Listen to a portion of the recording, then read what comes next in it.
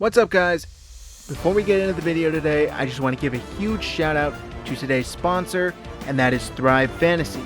Come prop up on Thrive Fantasy this season. Thrive Fantasy is a daily fantasy sports app for player props. All you have to do is choose 10 out of the 20 player prop options to build your lineup. Use promo code HIVE, that is HIVE, when you sign up today, and you will receive an instant $20 bonus on your first deposit of $20 or more. Download Thrive Fantasy on the App Store or the Play Store, or by visiting their website, www.thrivefantasy.com. Sign up and prop up today. What's up, guys? Thanks for tuning in today. I am thrilled to be joined by Brian Peacock, host of Locked On 49ers and half of Peacock and Williamson NFL podcast.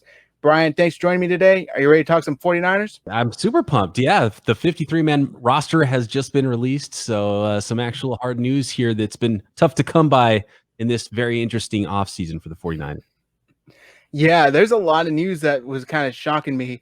But before we get into all that, earlier in the week, it was actually reported that, I believe by Matt Barrows of The Athletic, the 49ers were trying to trade Ahkello Witherspoon, and then those plans kind of got scrapped. What do you make of that?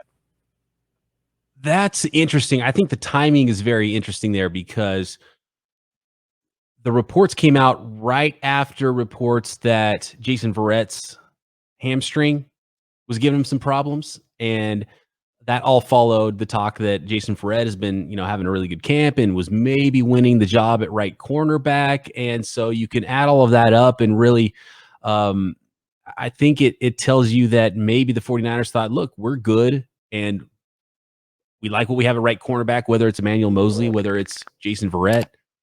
Somebody can play inside and play behind K'Wan Williams if you need a guy there. And that Witherspoon's the fourth corner on the roster. And if we can get anything in value and trade, maybe we should do that and keep Jamar Taylor instead.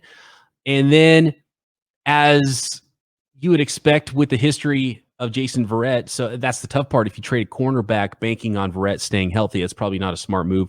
Verrett, I don't know if it's going to affect him for week one, but, a little hamstring injury in camp, which tends to happen even to people who don't have an extensive injury history.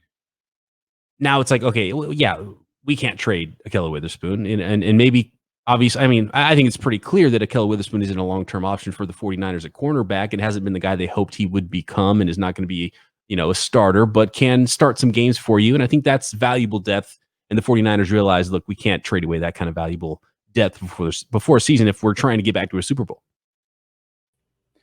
Interesting. Okay, I like the way you broke that down. So in your mind, it's more like they realize it's not a good idea more than a trade falling apart or them not getting what they wanted. Because I've seen both kind of theories speculating on Twitter and online, because there's not much more that came out with that report other than it got scrapped. So I guess it's kind of read into it as you will. Yeah, no, but obviously, I think everybody has their price, and I don't know if a team came calling was like, hey, look, we like Ahkello Witherspoon, and he's obviously not going to start for you. Maybe it was somebody who's, had some connection with the 49ers in the past, and the 49ers talked to him about it and said, yeah, that's not enough because he's more valuable to us than that. And I think it's interesting that it all came out timing-wise, and it might be just, dumb luck that's kind of how the reports all came out, but it really seemed like it was all connected there with K'Wan Williams, and then it was Jason Verrett, and then it was Jamar Taylor gets cut, and then you hear that there was some talk with Ahkello Witherspoon, they keep him instead. So I think that's all, kind of one story to me. Okay, yeah. The speculation, at least my speculation, was maybe Joe Woods, the new defensive coordinator of the Browns. I believe he have some familiarity with Ahkello. Perhaps they were trying to work something out to get him over there.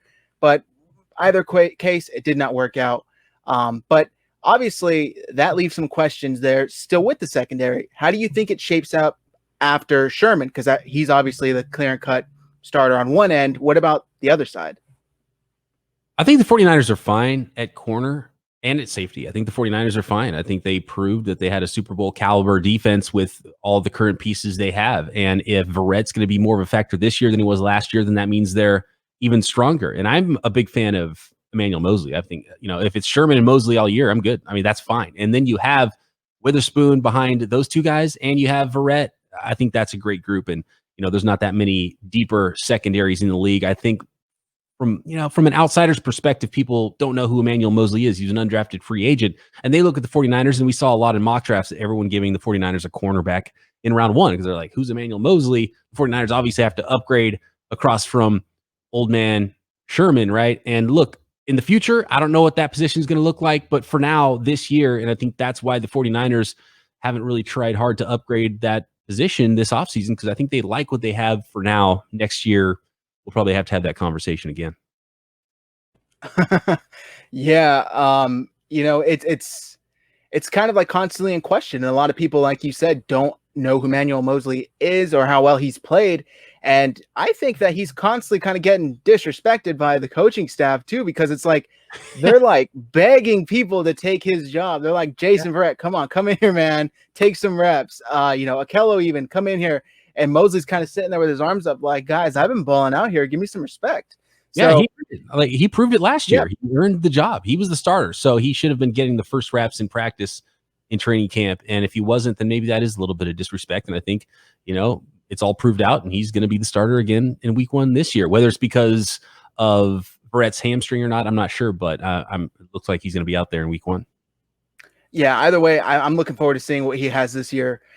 Moving on, still staying on the defense, though, it was reported today as we're recording this that Dee Ford's contract was restructured, and I believe it freed up about $9.5 million in cap space. What does this tell you about what the 49ers are trying to do? Because some people are saying they're trying to clear up to go after a specific free agent, or do you think they have other plans in place? That's tough. I think it has more to do with Ford long term, and I don't think he was going to be someone who was going to get cut if he didn't take. And it wasn't a pure pay cut either, because that was one of the big things I wanted to look at. It was a restructure, so they just moved base salary to signing bonus. So that tells me it's a long term plan with Dee Ford, and not so much exactly this year, but maybe they did need a little bit of money here. I don't think it's for Jadeveon Clowney or anything like that. And I don't know what the last up to the minute update is on Jadeveon Clowney, but he was supposed to be signing with the Titans. And then all of a sudden, maybe that's not the case. I don't think the 49ers are involved there, but to me, it's the offensive line. Look, they only kept 8 offensive linemen, which is a low number on the 53-man roster. Only one true center, with Richburg going on the PUP list, and that's Ben Garland, and he's hurt. And I don't know if he's going to be ready to start week one. So there's obviously room to add a player. And Fred Warner's on the COVID reserve list, so that means the 49ers are actually only at 52. So if they wanted to add a player right now, they could. Center is the position I'm looking at. The numbers are low on the offensive line. They have enough players at guard, tackle.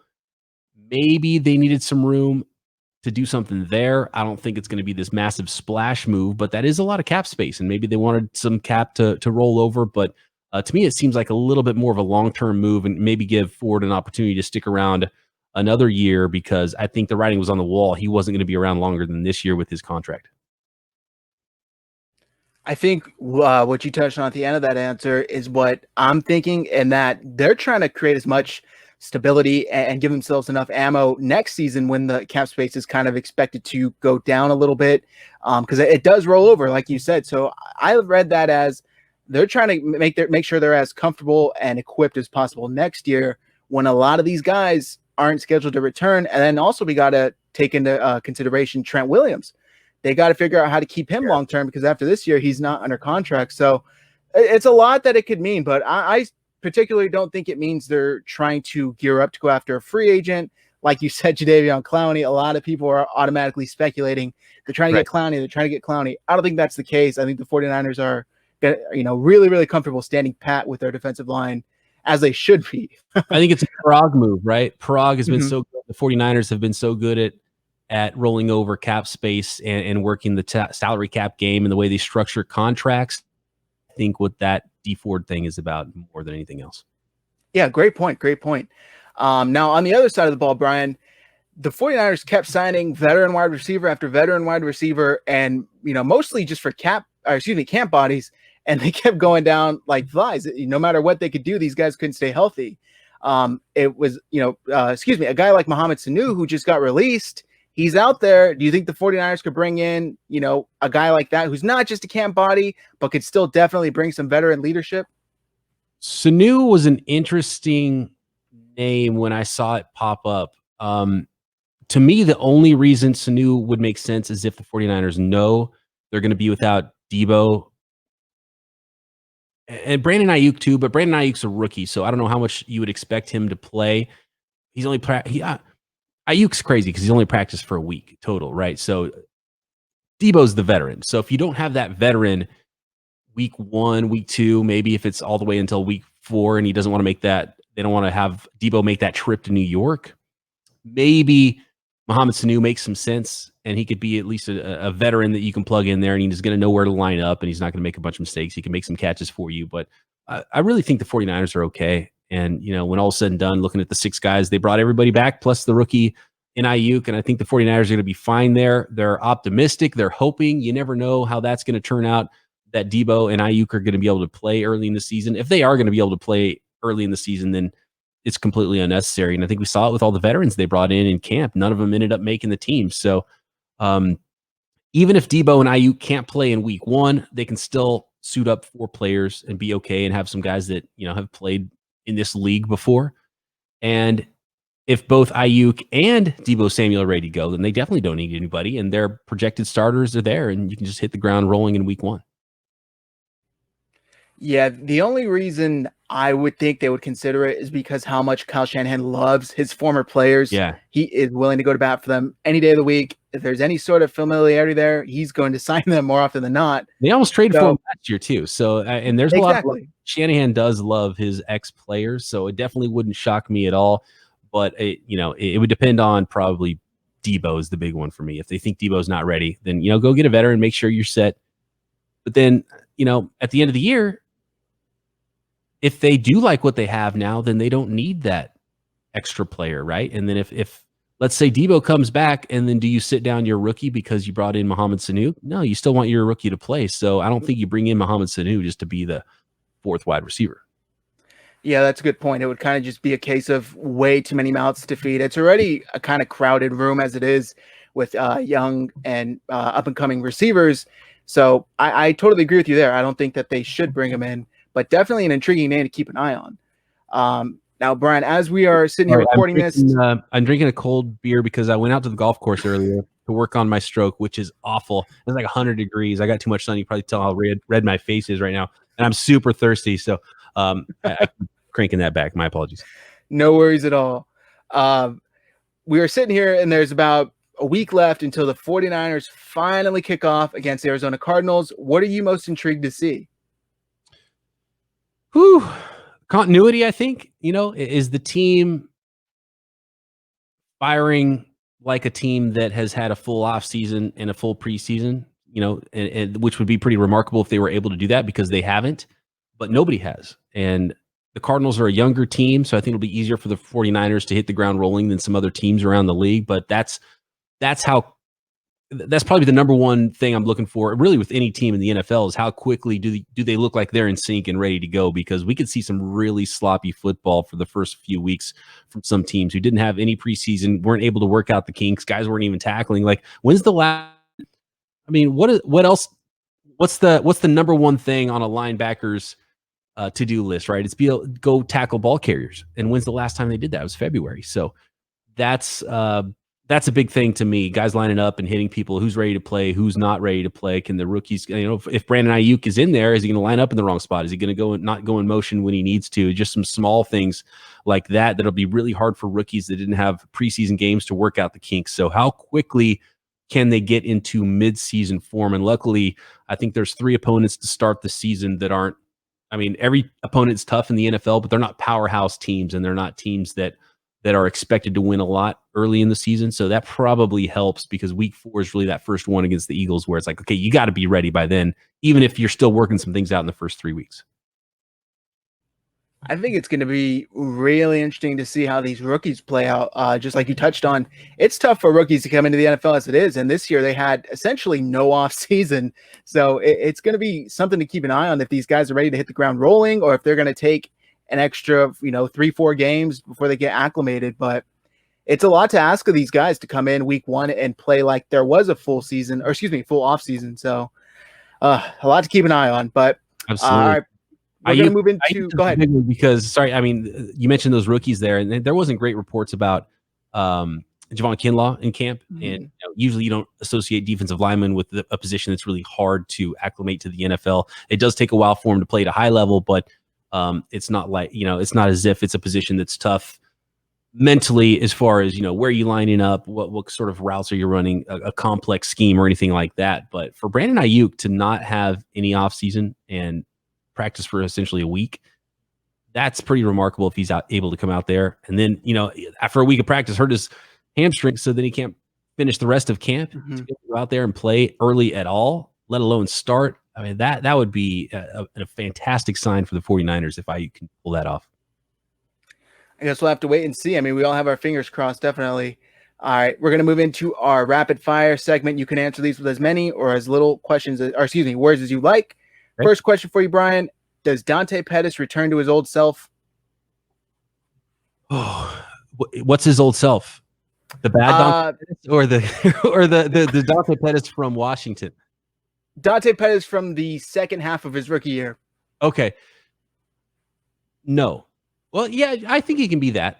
He does look a little bigger. I don't know if I wasn't at camp, but I've seen some videos and some photos. He does look like he put some time in the weight room. He looks a little bit stronger. There was a clip early in camp where Jason Verrett broke on a slant route and knocked him off his route. And I was like, the same old Dante. You got to play bigger than that. You got to fight for the ball a little bit.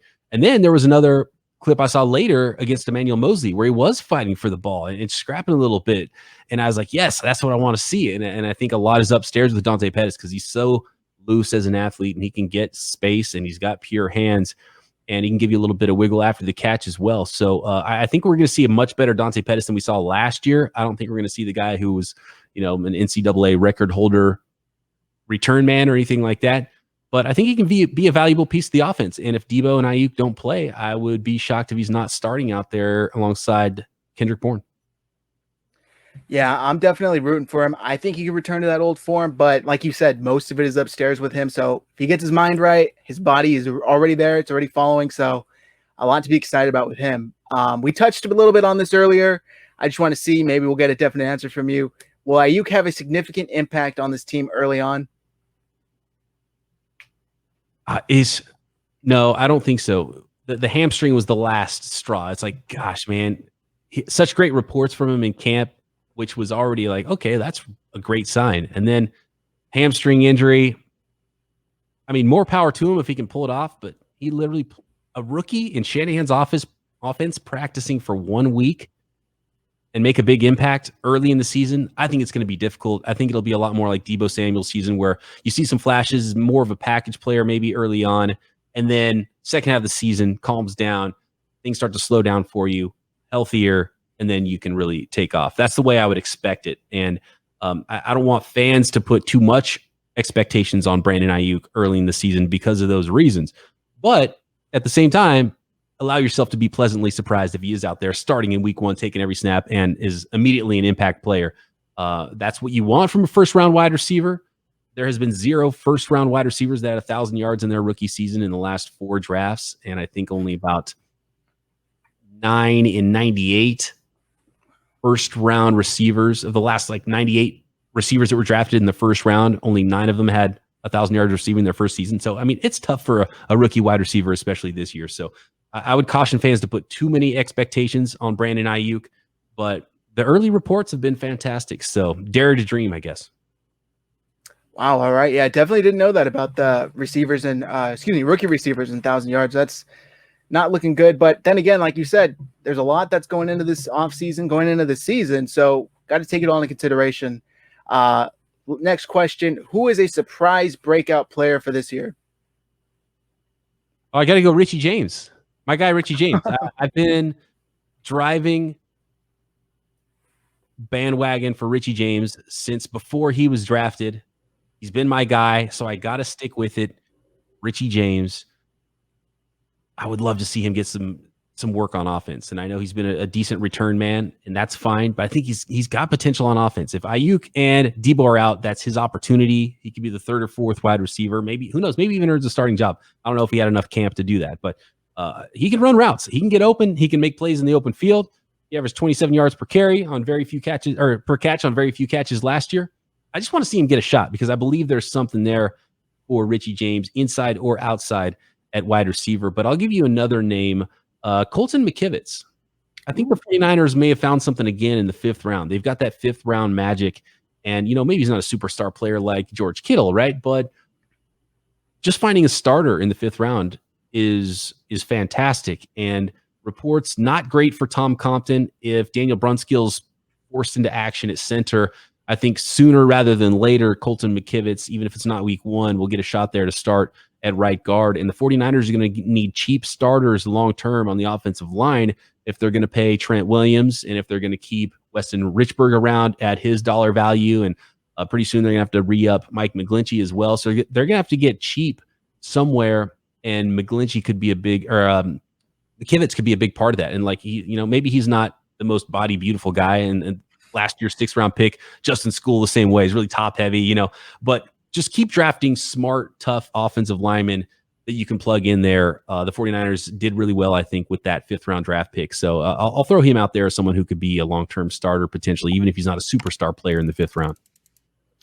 Great answers. I really like that. It seems like teams that are successful consistently hit on their later round picks. Yeah. So if they're able to hit on McKivitz, that would be huge. Last question for you, Brian. What sport would be the funniest to add a mandatory amount of alcohol to? For the players? Yeah. Jeez. Let's see. Well, some recreational sports are already like that, bowling and golf, depending on who you're bowling or golfing with. So, football would be somewhat dangerous in that regard. So I won't say that. Baseball too, man. Baseball would be super dangerous if a drunk guy's on the mound. And I've played in some adult leagues where there's guys that are pretty close to that, and trying to relive their college days and trying to hook them up there in the high 80s, having a few pops before the game starts. It's definitely not a good situation, and that definitely happens in the slow pitch softball leagues. But a mandatory amount. What is the mandatory amount? Well, you would be the commissioner, so you could set the amount. So you can't step on the field unless you've had, say, a 6-pack. Yeah. Okay. Oh my gosh. Let's see. Something definitely with a stick, but not a heavy enough stick that it could kill you. So I'll say tennis. All right. I love that. I was thinking basketball. I think basketball would be kind of funny, watching people stumble all around and shoot air balls. Shoot air balls. Really, like just falling flat on their back, trying to attempt a dunk that they never should have attempted. It would be really hard to play a full game too if you were drunk. Like it would get crazy sloppy by the 4th quarter. All right, tennis and basketball. Thanks, Brian. I really appreciate you coming on. It was a great interview. I really appreciate you taking the time. Stay cool out there, and I hope to talk soon. Yeah, my pleasure. Thanks for having me on.